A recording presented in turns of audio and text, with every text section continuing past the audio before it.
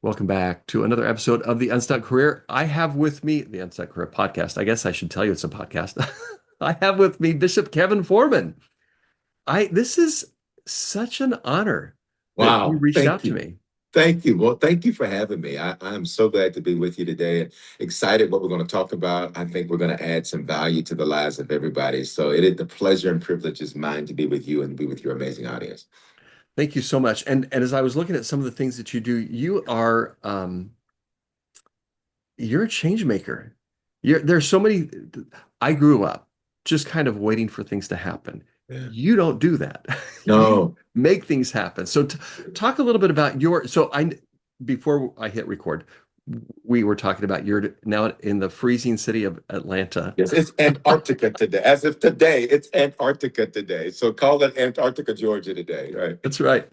But that's not where you originally started your ministry.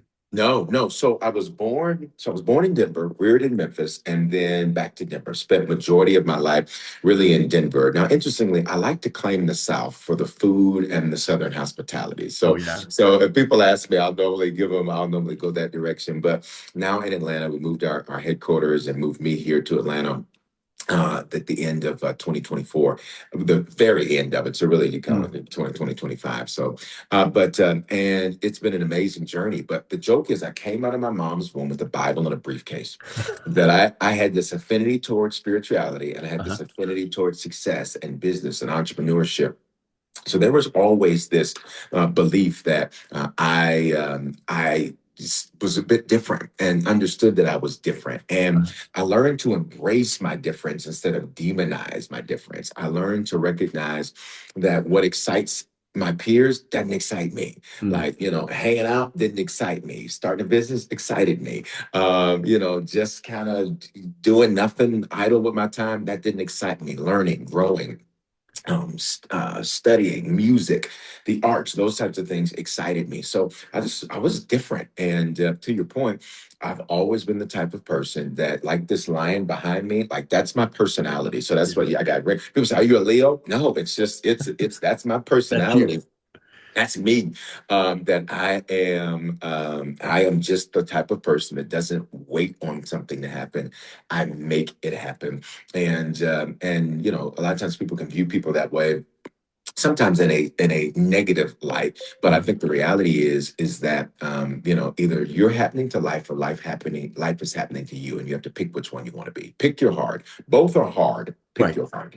Yeah. I talk to people a lot of times about are you willing to get uncomfortable to have Yes. the life that you want? Yeah. And it's really fun to watch them when they realize I'm already uncomfortable. I'm uncomfortable in this crappy life that I don't Yeah. like. Yeah. So I can keep being uncomfortable, not happy, or uncomfortable, happy. Yeah. So one of the things that I think um, is kind of a maybe an unspoken rule, so to speak, is Mhm. that spirituality Mhm. and and success, Mhm. whatever you want to call it, career success, financial success, relationship success, that they're incompatible. Right. And if you were born with a Bible in one hand and briefcase in the other, I can't imagine that you believe that those two worlds are incompatible. No, I don't think there's any conflict. I think to me there's perfect convergence. I don't think that I can be, well, let me say it this way. To me, I am successful because of my spirituality. Hmm. And I think, unfortunately, and that's a loaded subject, but I'll try to oversimplify it, is that unfortunately, many times people's beliefs are, and you mentioned a great word, rules. A friend of mine was telling me about a book called dumb rules or stupid rules or something to that effect. And I think that's one of those dumb, stupid rules that just somehow everybody thinks it, and many people think it. Maybe it's passed down, handed down. Maybe it's taught to them in church. Maybe it's taught to them, or it's just a held belief. But the reality is, I don't see it that way. From a biblical standpoint, there's this scripture I love. It's Revelation 5:10. It says, "And He has made us kings and priests, and we shall reign in the earth." Kings, success, Hmm. priests, spirituality. In Hmm. one man or woman, these two worlds exist. And so the principles all throughout, from a biblical standpoint, Yeah. it's all throughout the Bible. And so to me, I never saw those two things as conflicting with one another. I always saw them as the more successful I am, Hmm. the bigger of a blessing I can be, blessed to Yeah. be a blessing. So to me, I didn't see success as an end within itself. I saw it as a vehicle, as a tool. So even as a career, the happier you are and the more fulfilled you are in doing what you do, the better you can be in everything else. Let's face it, when you don't like your job or your career or what you're doing, you're probably not the best husband, probably not the No, best wife, probably not the best mom, probably not the best dad, probably just not the best person, right? If you right. dread that, where you spend, think about it, we get 24 hours a day, Yeah. right? So let's just say 8 hours sleeping, getting ready to sleep, pre-sleep, post-sleep, so 8 hours. You only get two-thirds of your day that you get to speak for. All right. And so the other third of that for most people is what they do for their career, their work, business, what have you. If one third of your life you dread, Mm, that's a problem. And yes. that's going to bleed into every other area of life. And so I think when you look at it that way, to me, those two things always converge. And it was that because of my spirituality, it fueled my success. And then my success enabled me to live out my spirituality because now I could go and be a blessing to people and I could encourage people and build people and do all of those things in ways that continue to grow and continue to evolve. Yeah. I love that. One of the things that I realized is that the natural gifts and strengths that I think this is true for every one of us, but the natural gifts and strengths that we have, that I have, Mhm. um, are God-given Yeah. and a purpose, if I use them correctly, Yeah. is to bless other people's lives. Yeah. And so if and for example, one of the things that that I'm really good at asking questions that make people think. That's the highlight of my life is to Yeah. ask a question and somebody says, "Oh, that's a good question." Right. That lights me up because what it does is it gets them to think about something in a new different way. Yeah. And I have had this is not me. I know this is a gift that I have now stewardship for. Right. But if we recognize instead of using this false humility that I'm not that good, Right. if we Yeah. recognize the strength that we have, we can be a tremendous asset for good Yes. on the planet. Yes, yes. And I love how you said that what we have is for someone else. Because I think one of the things that happens that sometimes people get stuck in, and not just career, but in any area of life, is sometimes recognizing why is it I can do these things for other people, and sometimes run into the challenge of implementing and executing those same things for themselves. If you view yourself like a pitcher of water, the water is best when it's poured. Yeah. If the water just sits there and does nothing, it's stuck, it's stagnant, and eventually it will begin to evaporate. And I Mm. think this is what happens in many people's lives is that not recognize I'm built to pour. And so my entire existence, my entire life is yes, I receive, but it's got to go back out because if not, you Yeah. become a reservoir instead of a river. And I think that mindset shifts really helps people to live more fulfilled, more enjoyable lives. I can relate. It's the same way for me. When I go all day from sun up to sundown. I have one button, which is on, right? And Uh-huh. people are like, where's the off button? There isn't an off button, right? There's on and more on, right? And so, but it is fulfilling to me. And it Yeah. has been fulfilling to me since I was 12 years old. Now, it's been in different iterations, it's been in different ways, it's been in different forms. But early on, I learned that this is what I do, this is who I am. Mm. And as a result of that, it's kept me from even in those moments where I have felt stuck or felt stagnant or what have you. I have to say, well, that's because you're not pouring. You need to pour. Mm. Go do what you do. Go do Yeah. what you do. And when you do what you do, when you do what you do, when you do what you do, when you do it and you do it so well, you change lives, Yeah. I including love yours. that. Yeah. Right. It's almost counterintuitive because it seems like, well, if I pour, then Yeah. I'm losing, but no, it gets refilled. And Exactly. and the thing about pouring, when you're doing something that you're good at, something that you love, something that is going to have an impact Mhm. on other people, that like you were saying, it's Mhm. energizing. Yes. You can go, I've had those moments that I'm just I'm ready for a nap or whatever. And then I get engaged in a really fun conversation and it Yep, lights it's me true. up. Yeah, that's so true. And I think for many people too, I recognize that normally that lack of pouring is why I feel poor. And Mm, not necessarily from a financial standpoint, but feel, poor energy, poor joy, poor whatever it might be, is because that POOR is because you need to POUR. And normally, instantaneously, when I begin to do that, things change. And I think for many people, it's figuring out, okay, so what's my pour? Because yeah. my purpose is in my pour.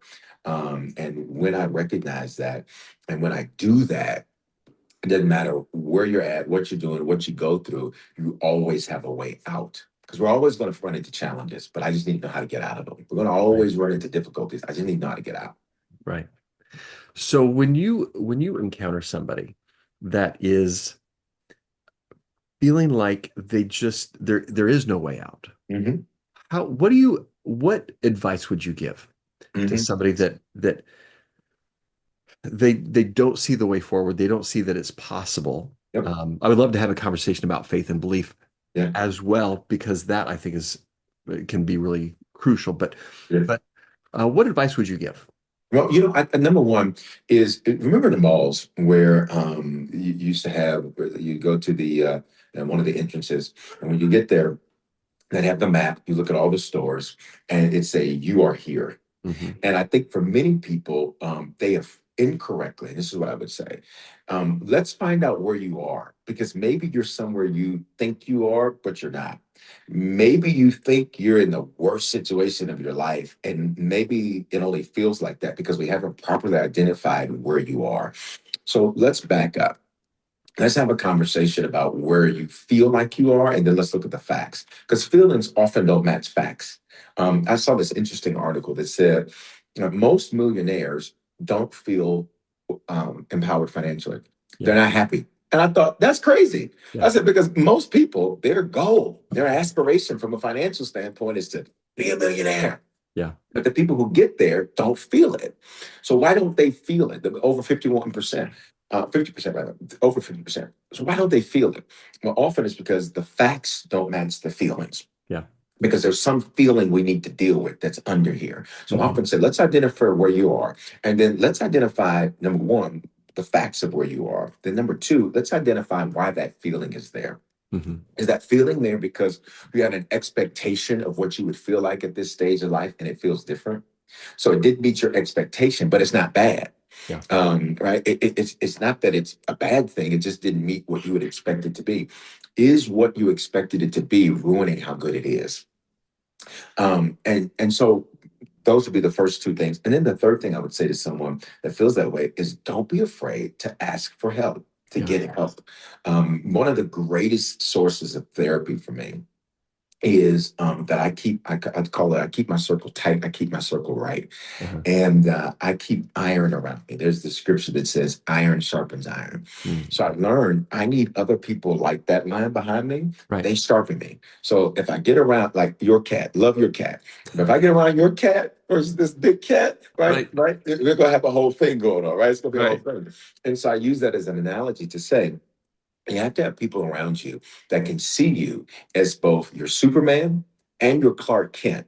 Mm. Still respect your Superman, but know how to handle your Clark Kent. Yeah. They can handle you in the moments where you're like, I am just frustrated. Okay, Yeah. great. Let's deal with the facts.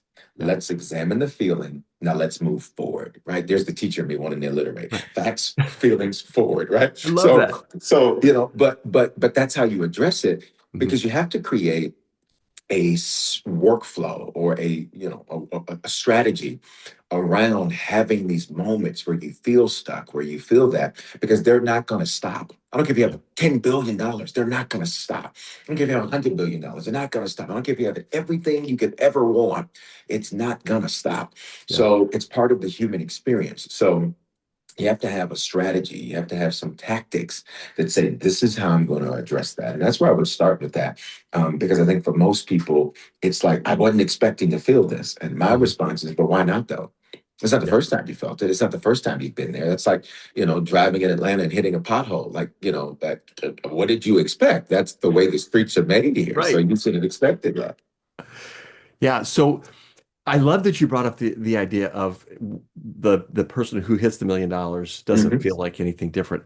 And I can just hear people saying, but I that would make a difference for me. And it's not true. It's No. and the best, well, I don't know if it's the best, but a way that I can think of um, normalizing that kind of experience is if you think about how you felt when you were 29 and 364 days, and then you Mm-hmm. turn 30. And when you turn 30 or 40 or 50 or 20 or whatever your age is, it didn't feel any different.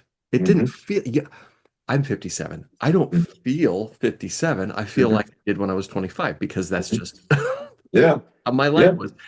And so th- changing the situation, changing the number of dollars in the bank account doesn't change your feelings because money doesn't provide feelings. It No. doesn't provide safety or security.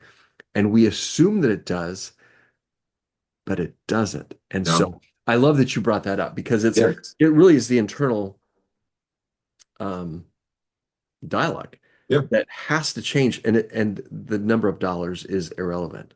Right, right, and I think that's an important conversation to have and for people to hear, because again, to your point, the thought is this the game changer for me. This is going to change it all. It gives you options, it gives you resources, Sure. but it creates its own separate set of issues and challenges that you have to deal with.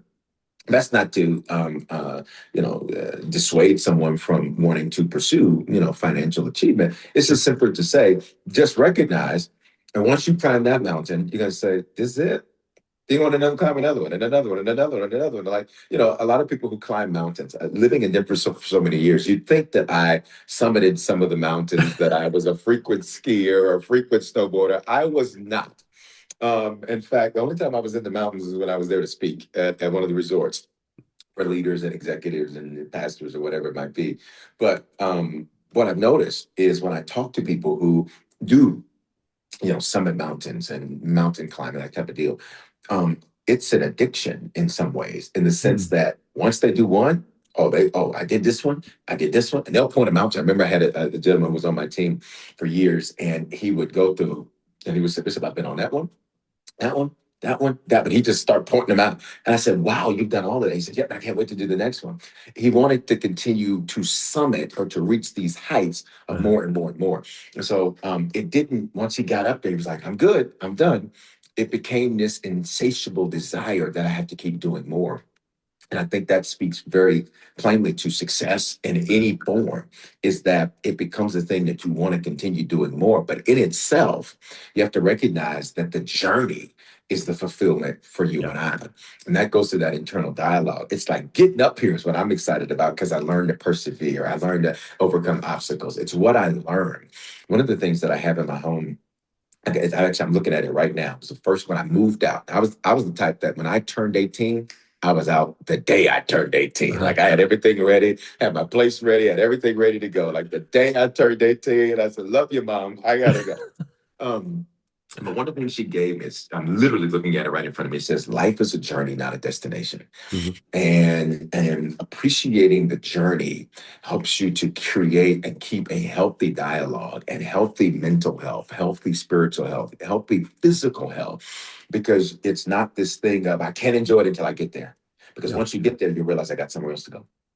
Well, and not just that, but you realize it's like, and I love that you describe that because I think it's, um, and when I talk about this, I'm talking about the earlier version of me. I thought, well, once I get there, Yep. once I get to the job title, or once I Yep. get to the income level, or once I Yep. get there, then I'll be Then. happy or comfortable or safe or whatever. And Mhm. it is the journey. It's because once you get a, I think I use a marathon as a an example sometimes because your finish line is a foot 2 feet wide compared to 26.2 miles. Mhm. And once you cross that one strip of pavement, you're supposed to feel something? No, that doesn't. And so a lot of times you get to the destination, and it could be the $1 million or the summit or whatever, and you think, well, that's that's it. Yeah, that's it. This Yeah, is it, this is and it. which is Yeah, why there's that addiction to continue. yeah, yeah. So, Such a um, good point. I, I'm curious because I had over the course of this last year, I had some really interesting experiences that have shifted my approach in a lot of ways. And so I'm curious about from a um, from a foundation of faith or spirituality, speaking to that, but also in a way that somebody who may not have that same foundation could understand. How do you how do you consider faith and belief in there are scriptures that talk about the importance, but one of the things that I hear a lot of times and personally deal with sometimes is it's not working. I'm not seeing results. How do you use faith when you're not seeing the results? Oh, I love this. So I think number one, I think that's exactly part of the purpose of faith. Right. So a lot of people, the baseline for faith is they'll say, I believe in God. Mhm. And that's what it means. Well, there's a difference between believing in God and believing God. Two very different things. Right. I can believe in God and I believe that, there's, and that can have so many things attached to it. Let's just leave it there for the sake of the discussion. I believe in God. Great. There's a scripture that says, well, even the demons do that. It says so, and they tremble. They stand in awe. So that has to be the starting line. But then the next level of it is, but I believe God, which means I believe what his word says. I believe he's got a good plan for my life. I believe that all of this stuff is not just random. We're not here randomly, coincidentally, like, okay, well, but what about the Big Bang? Well, who shot it off? Is my question. Well, what about evolution? Okay, well, who started that? And Yeah. again, everybody, this is not designed to proselytize, except to introduce this question, which is, do you just believe in God or do you believe God? Mhm. Because that's where it's different. I can believe in him, but I don't necessarily believe that things are working for my good. I can believe in him, but I don't necessarily believe that these seemingly disconnected things all connect for a greater good. And here's the perfect example of it. There's this man named Joseph, and he's in the book of Genesis. And Joseph's name in Hebrew, it means the Lord continues to increase me. So you would think this is a great name. Every time you say Joseph, increase, increase. I'm doing better. I'm increasing. I'm doing greater. But at 17, he has this dream. And the dream was that the stars bowed down to him. He has another dream. The dream says that the sun and the moon and the stars bowed down to him. The stars represented his brother, sun and the moon represented his mother and father. To make a long story short, he has this dream at 17. For the next 13 years, his life is an absolute disaster, right? You think after having this amazing dream that his life was just going to be amazing. He's going to be tiptoeing through the tulips. He's going to be sick with that, drinking pina coladas or whatever, whatever. It might be cucumber water, you pick your choice. And at the end of the day, his brothers throw him into a pit, betrayal. He's then sold into slavery to one of the Egyptian king, the Pharaoh's generals named Potiphar. He rises up and becomes the leader of his entire household. So essentially, more like a chief of staff because he was over all the personnel and those types of things, as well as the home. That man's wife lies on him because he won't lie with her. He's thrown into prison. Now, all of this is after the dream. Here's Yeah. his journey. He's thrown into prison. And while he's in prison, he becomes in charge of the prison. The warden of the prison makes him in charge of the prison. So he's a prisoner in charge of the other prisoners. And he's interpreting other people's dreams while his life looks like a nightmare. Mm. He interprets a baker and a butler's dream. He says, don't forget about me. 2 years pass by. They forget about him. They get out when he's 28 years old. At the age of 30, one of them says, I remember now he tells Pharaoh, when I was locked up and you were mad at me, I met this guy named Joseph, and I think he's exactly who we need to come interpret your dream. At the age of 30, he's brought out and goes from prison to becoming the first prime minister in Egyptian history. When you look at that journey, for 13 years, his life looks like a total mess. Mhm. He looks like a total failure. But there's this one thing that kept reoccurring in the text. It says, but the Lord was with him and God gave him favor in what he did. Which means even through these 13 years of valley, if we detach the feeling from it and we look at the facts, Joseph was winning even in what felt like loss. I tell you that whole long story to say to everybody watching and listening, there's the difference between believing in God and believing God. Yeah. Because at the end of this entire journey, those same brothers that threw Joseph into the pit, they meet him, but they don't recognize him because now he's prime minister of Egypt. They don't remember him this way. They remember the little boy, the 17-year-old boy they threw into a pit. Joseph begins weeping and crying so loud that the people in the palace are saying, "What is wrong with Joseph? Like, is everything okay?" And Joseph says this powerful scripture. And here's the difference. He says, "You meant all of this for evil." He said, "But God meant this for good and turned this for good so that we could be here today because there's going to be a famine in the land. And I'm here to make sure that my family isn't unalived Uh-huh. in this famine." And I say that to everybody that says, it feels like nothing's working. It feels like I'm not getting anywhere. Feelings aren't facts. Look at Right. Joseph's life. For 13 years, he goes from traumatic situation to traumatic situation to traumatic situation. But it was all to prepare him for a day he never knew was coming. And Because it all they had were to happen. there you go. And it happened. Yeah. It had to happen.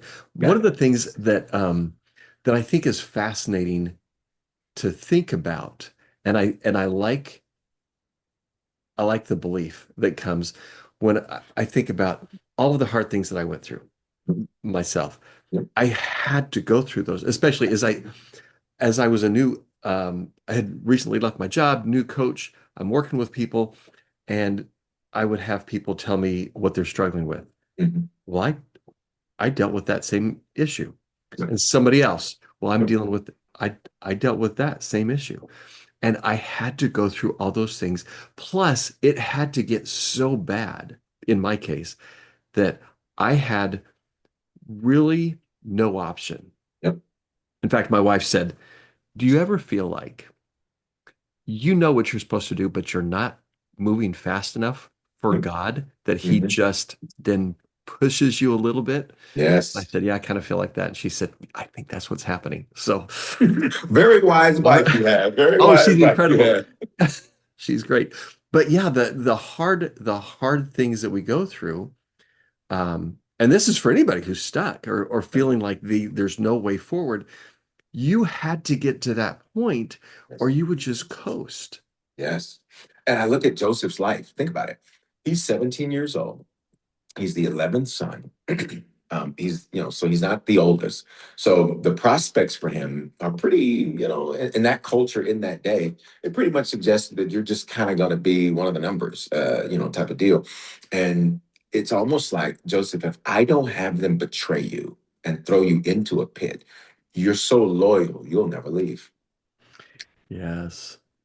So and I think when you look at the story of Jacob, now remember he's the 11th son. Typically, it'd be appropriate to say you'd start with the first son, saying this is the history, this is the lineage, this is the. It says now this is the history of Jacob, their father. This is the history of Jacob. Next word, Joseph. In other words, he skips 10 generations to Mm. get to Joseph, who Joseph becomes the curse breaker, the history maker, the line crosser. He went through the worst, but he became the best. And he And I had think to. that's true for all of our lives. Yeah, Yeah. he had to. Had to. I recorded something the other day, and I used the example of a chick in an egg. The Yeah. chick needs to Needs the be in struggle. the egg Yeah. and struggle and fight. And if you break the shell so that it doesn't struggle, it Can't doesn't survive. last. Yeah. So that's incredible. I want to get your perspective on something else. This is something that really shifted for me in this past year. The parable of the talents. Yeah. And I understood the concept Mhm. that you've got your one talent servant who hides the talent, you've got the two talent and the five talent servant. And I thought, um, yeah, of course, I'm one of the five talent servants. And then I realized, what are the characteristics of a one Mhm. talent servant versus the five talent servant? And I realized that I ticked every box on the one Mhm. talent servant. I was Mhm. afraid. I was afraid to Mhm. do things. I was afraid to risk failure. I was afraid of not doing something right. And so I was hiding. Yep. Uh, myself, hiding my skills, my abilities, my um, opportunity to benefit other people. And I started to think this happened within the last year. Mhm. What would a five talent servant do that's different than what I'm doing? And it shifted so much for me. Mhm. And so I just would love to hear your perspective on the parable of the talents. What Yeah, can we do to become a five talent servant? yeah, I love that. So, just to give a little context, maybe for those unfamiliar with talent, so talent was a measure of money during that day. But I think I love the fact, first of all, it's a parable. So, what's amazing is it's told so well, you think it really happened, Mhm. right? But it's a parable, so it's a story used to illustrate a principle. And I think to your question, some of the characteristics that a five talent servant would have: the five takes it out, he doubles it. The two takes it out, doubles it. The one buries it, does nothing with it, and says, I know you, I know you were going to want it back. So, I protected it, I preserved it, I did nothing with it. The first thing from my perspective is that everything we are given is a seed. And that seed, there's an expectation that we do something with it. There's an expectation that we grow it. Skills, talents, gifts, abilities, money. It's all a seed. The big shift for me in life came when I began to see myself as a farmer. And the role of a farmer is to take the seeds that they have, grow them to produce something that doesn't just feed them, but feeds Mhm. many other people. Right. And when you view yourself as a farmer, you recognize everything I need, I have, it's just in seed form. Often we feel like we're in deficit. I need this, I need this, I need that. There's no deficits. Right. Everything you need, you have. It may just be in seed form. And so they were given the seeds and they said, now go take these seeds and produce something. And you used a powerful word earlier: stewardship, management.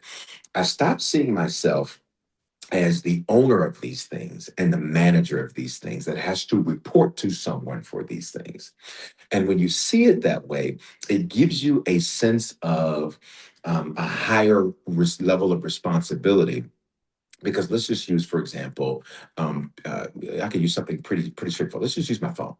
I've been given this phone. This phone is a seed. It's not an end to itself. This is a seed. Now, I can use this phone to change lives, to make money, to make content, to improve lives. The phone is a tool. It's a resource. It's a seed. And I think when you look at the five talent person, they really saw it that way. I have to give a report for this. So it's not just about, I didn't feel this, I didn't feel this, I didn't feel this. I'm a manager, not the owner. I was given something to manage. I don't own this. That simple shift in mentality gives you a sense of, again, responsibility and purpose behind what you do. Second thing I would say is he had the ability to recognize that there's risk, but there's no reward without risk. I think most of the times when you look at the one talent guy, he's like, I'm scared. I don't want to Mhm. take risks. And what I've discovered is I don't want to, I'm scared of failing. And I often say to people, say, I fear failure. I'm like, so have you failed before? Yes. I said, do you feel like there's some areas you're failing in now? Yes. I said, so how are you afraid of it? I said, it seems to me like you embrace it. It seems to me like you have a very comfortable relationship. I said, I don't think you're afraid of failure. I think you're afraid of what success feels like. I think you're afraid of what a win feels like because you're so used to being comfortable that comfort and change cannot exist at the same place at the same time. Again, choose your heart. Both of those are going to be difficult. Yeah. But difficult things don't mean that things can't get done. The last characteristic I would say that the five talent versus the one talent had was that there was this understanding that where I got this from, and this one it like makes the biggest smile on my face. Where I got this from, there's more. The man who gave this to me has more. Oh yeah. So even in the event, right, and this is an abundance mentality versus scarcity. Even in the event something goes wrong, even the event it doesn't go the way I planned, there's more where this came from. Mm. And when you have an abundance mentality versus a scarcity mentality, it says there's more where this came from. So a person might say, scared to take a risk. What if I lose some money? Well, then you make that money. Okay. Well, you know how to make more money. Yeah. I'm scared to take a risk. What if I waste 6 months? Okay, well, is it wasted 6 months or did you sow a seed into your future? So now you know what not to do. Now you know how to be more efficient. Yeah. There's more where this came from. And that mentality, an abundance mentality, that often is the difference between those who feel successful and those who don't feel successful. One sees scarcity, the other sees abundance. Yeah. One sees opportunities, the other sees obstacles. One says, I can't. The other was like, what are you talking about? I can't. I can. One sees impossible, the other says, I'm possible. Yeah. Yeah. And with that mindset, with that perspective, nothing's nothing's a failure. Nothing's a mistake because at a minimum, you're learning something that you Yes. can't unlearn. Yes. And at the best, you're doubling your talents. Right. And so I love that. I'm going to listen to this again. Yeah, yeah. And can I just throw this real please on? He's told the one talent is he's described this way. He's described as wicked and lazy. Yeah. Now that's interesting, right? Wicked and like oh, wicked. That's kind of a strong word to you. All he did was bury what he had. That's a Yeah. strong word. What makes it wicked? Because he robbed the world of what he had. Yes. He robbed his family of what he had. He robbed his community of what he had. He robbed, and sometimes we don't even recognize because we become so self-focused that again, what we do, it's bigger than us. Yeah. And it goes back to our first part of our conversation. It's part of the poor. He was wicked, not because he was out there doing crazy things that we often associate with wickedness. He says you're wicked because you're selfish. You Yeah. only thought about you. You didn't think about how what you did was going to impact the lives of the people around you, and that makes you wicked. And the lazy part is that you decided it was easier to do nothing and be comfortable than to do something and risk the discomfort of that. Yeah. And it's not failure that No. really that we're afraid of. It's that discomfort Yep. of success or there's and I don't remember the quote and I'm not going to try and um, quote it exactly, but we're more powerful than we can imagine. We're Yes. more capable, more able to have an impact Yes. than we can imagine. And starting to see a glimpse of that can be invigorating. Yes. So this has been such a fun conversation because I love first of all I love having conversations like this, but because there's so many people on this planet who don't know Mhm. what's possible for them Mhm. and they only don't know because they've never been exposed to it. And so I love what you're doing just to bring some of that awareness to people. Yeah. And that's one of the reasons that I even have this podcast is so that I can Yes. help share some of that awareness. If Yeah. people wanted to get to know you better, wanted to connect with you, I know you've got some things that you've created to Yes. help make an impact. What's the best way for them to learn about you? Great question. So, bishopforeman.com is the website. And let me just back up and say this. Thank you for what you're doing. And I mentioned this to you before we started. Creating conversations become catalysts to transformation. You never know how one thing that is, but often it's the most innocuous thing, like the big, slam dunk that we often think we make. Often people are like, nah, I wouldn't listen to that. It was that little thing you were doing there on the side, that little innocuous statement you said often that really resonates with people. I say it this way: big doors swing on small hinges. And Yeah, most of the time, it's the hinge that we don't even pay attention to that most people grab. And so, thank you for what you're doing thanks. to create these conversations to impact lives. For those that want to connect, bishopforeman.com is the website. We've got books on there from everything about breaking patterns of behavior, getting your finances in order. My latest book will be it's actually just released called History Makers. How do you become a history maker right from where you're at in your everyday life? That's a recurring thing for me, empowering people in business. We've got business, how do you start a successful business organization from scratch? Like literally 360. If it's spirituality or it's success, I got something for that. Mhm. Remember when iPhone first came out and they said there's an app for that? Well, Right. we have something for that, whatever it might be. BishopForeman.com, on social media at Bishop Foreman. If you watch this or listen to this, please shoot me a DM on Instagram. I get several hundred a day, but I'll eventually respond. Let me know that something spoke life to you, encouraged you. And for your listeners and your viewers, we got a special offer. We want to pour, here's the pour, we want to Uh-huh. pour into them. And so anything in our online store, if you text the word Bishop, Bishop, to the phone number 55498, I'm sure it'll be in the show notes, but if you Yeah, I'll text put it there. Bishop to 55498, We want to sow into your life, and we've got something prepared for you that that will just be something that we add value to your life, and so people can connect that way too. But tons of ways to connect. That's gonna, my whole thing with life, my whole motive and agenda is to add value to people's lives. It's literally written in my notes that if it changes lives, it's a green light for me. I love it. And I love the idea that you can just say yes. You can just Mm. say yes to things Yep. without knowing why or how or Yep. when or what. Um, but yeah, thank you so much for My taking pleasure. some time Thank on you. this Arctic day. Yes, Antarctica, Georgia today. That's what it is today. And thanks so much for your insight, your input, your perspective. Let's do this again sometime. I would love to. We've got to do that. I would love to. We're connected, so you can't get rid of me. Sounds great. Thanks for listening, everybody else. We'll talk to you next week.